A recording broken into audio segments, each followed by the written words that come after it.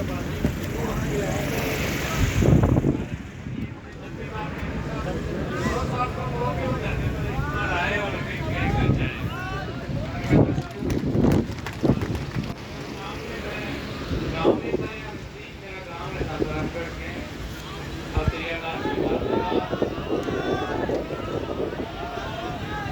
हुआ?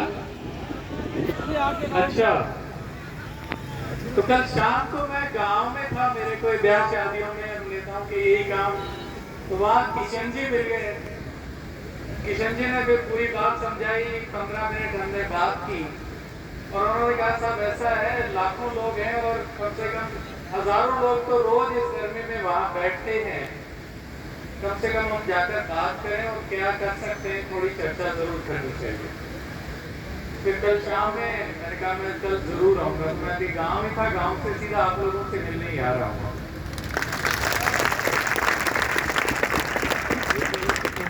देखिए,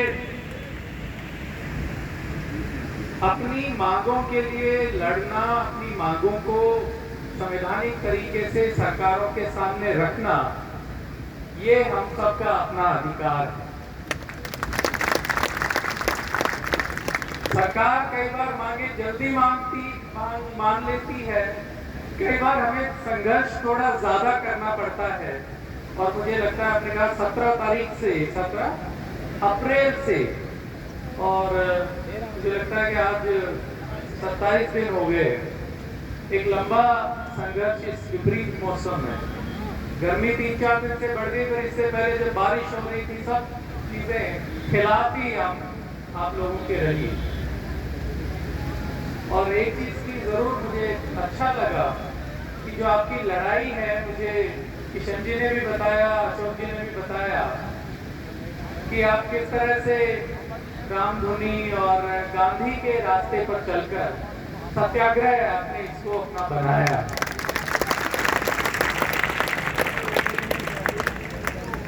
और सत्याग्रहों की तो हमेशा जीत होती है, इसमें कोई आपको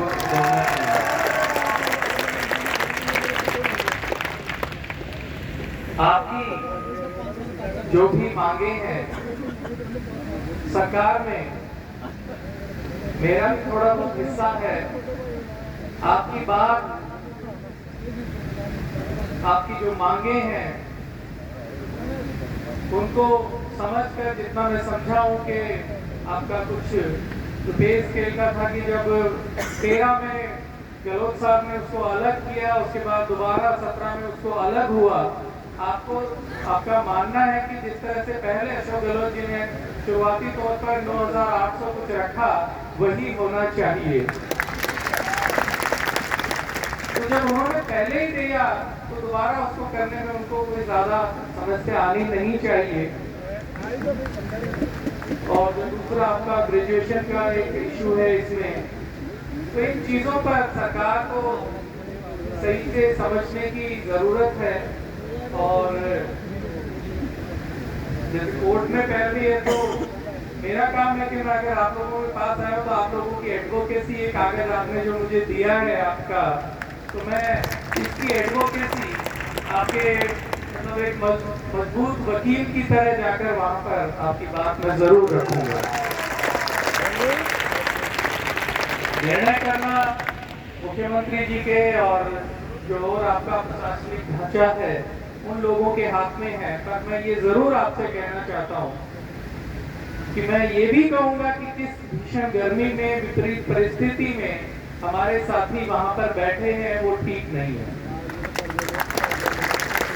जो रास्ता निकालना है, उनको आकर आपसे मिलना है, आप लोगों को वहां बुलाना है, वो करें। पर मैं निश्चित तौर पर, और मुख्यमंत्री जी भी, क्योंकि आप सब जानते हैं और मैं खुद भी निजी तौर पर बहुत सालों से उनको जानता हूं कि किस तरह से वो संवेदनशील हैं अपने लोगों के लिए और कर्मचारियों के लिए। तो खासतौर पर आपने देखा कि ओपीएस ने तो दोबारा इतिहास बनाया इस देश में, जिसको लोग भूल चुके। और मैं यही जरूर मेंशन करना चाहता हूँ कि वो अकेले ऐसे थे जिन्होंने ये निर्णय लिया केंद्र सरकार और लोगों ने हमेशा कहा कि हम ये बिल्कुल भी नहीं मानते हैं और कल को कुछ चीजें बदलती है तो ये बदलेंगी भी, ये मैं आपको कहता हूँ।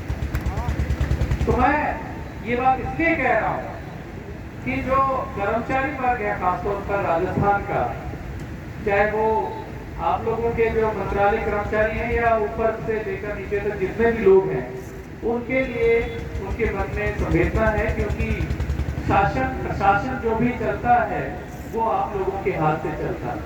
हम नीतियां बना सकते हैं, पर उन नीतियों का फायदा जनता को आप लोगों के माध्यम से हम सही तरीके से लेकर जाते हैं। तो मैं जरूर आप लोगों की एडवोकेसी करूंगा। सापा मुझे पहना रहे थे, सूट की माला तो मुझे हमेशा से ही पसंद है। मैं खुद भी चरखा चलाकर माला बनाता हूँ सूट की, तो इसकी कीमत मुझे पता है कि कितनी मुश्किल से बनती है, क्योंकि एक माला ऐसी बनाने में मुझे 2-3 घंटे लग गए कम से कम।